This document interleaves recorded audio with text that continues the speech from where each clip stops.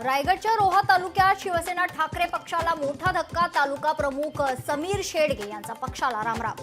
लवकरच राष्ट्रवादी काँग्रेस अजित पवार पक्षात करणार पक्षप्रवेश.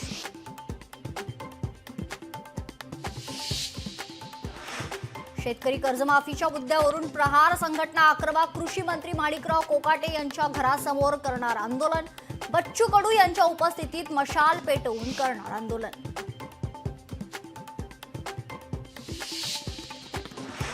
नवी मुंबईच्या एपीएमसी बाजारात हापूस आंब्यांच्या पेट्यांची बंपर आवक. केरळ आणि आंध्र प्रदेश मधून बाजारात आंबे दाखल होण्यास सुरुवात. दिवसाला 1 लाख आंब्यांच्या पेट्या बाजारात दाखल होत आहेत.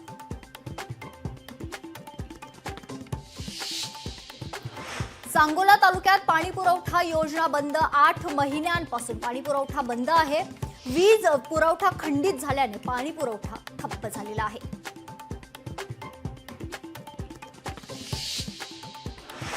सोलापूरच्या जेऊर येथील पोस्ट ऑफिसला आग लागली आहे. पोस्ट ऑफिसच्या पत्र्यातून धुळीचे लोट. आगीचं कारण अद्याप स्पष्ट.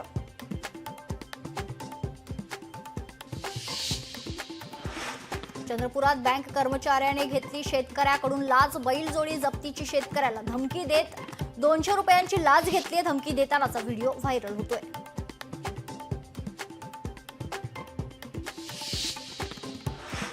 उल्हासनगरमध्ये जुन्या वादातून एकाला मारहाण. 5-6 जणांच्या जमावानं मारहाण केली. तर मारहाणीची घटना सीसीटीव्ही कॅमेऱ्यात कैद.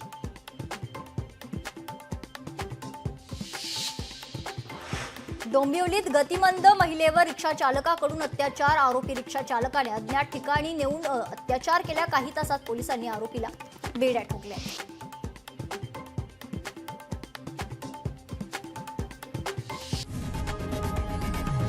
लोकशाही मराठी ऐका, पहा, जागरूक रहा.